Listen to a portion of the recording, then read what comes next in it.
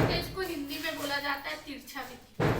तुम लोग सब जानते हो कि पानी का सूत्र कैसे रहता है, H2O रहता है। नमक का सूत्र क्या रहता है, NaCl रहता है ना। और बहुत सारी चीजों का सूत्र तुम लोग जानते हो, जैसे कार्बन डाइऑक्साइड का सूत्र क्या रहता है, CO2 रहता है। अमोनिया का सूत्र NH3 रहता है ना।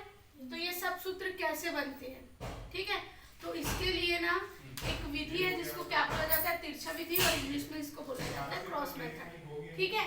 तो सब जानते हो कि जब किसी भी परमाणु का इलेक्ट्रॉनिक विन्यास करते हैं, ठीक है, किसी भी परमाणु का या तत्व का जब इलेक्ट्रॉनिक विन्यास करते हैं तब उसके अंतिम कक्ष में जो भी इलेक्ट्रॉन बचता है वो उसकी संयोजकता कहलाती है, और इंग्लिश में उसको बोला जाता है वैलेंसी।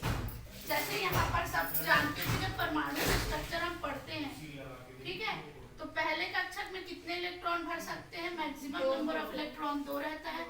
दूसरे में 8 रहता है, फिर तीसरे में 8 भरते हैं, उसके बाद चौथा में ना 2 भरने के बाद यहाँ पर 18 तक भरते हैं, ठीक है। तो तुम्हारे क्लास के हिसाब से अभी कितने ही जानना है।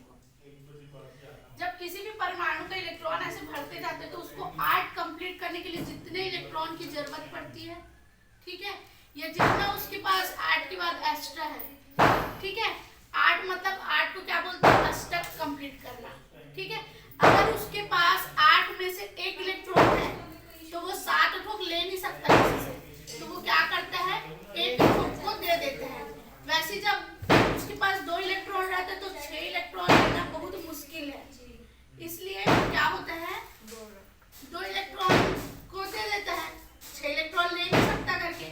वैसे फिर 5 इलेक्ट्रॉन, ठीक है, 5 इलेक्ट्रॉन चाहिए तो वो 5 ले नहीं सकता, इसलिए उसके पास 3 है तो वो 3 को दे देता है, ठीक है। यही क्या कहलाती है, उसकी संयोजकता कहलाती है। कि किसी भी, फिर से एक बार उसकी परिभाषा बोल रही हूँ, ठीक है, ध्यान रखना क्या है, किसी भी परमाणु के अंतिम कक्ष में उपस्थित इलेक्ट्रॉन ही क्या कहलाती है, उसकी संयोजकता कहलाती है। मेरे को लगता है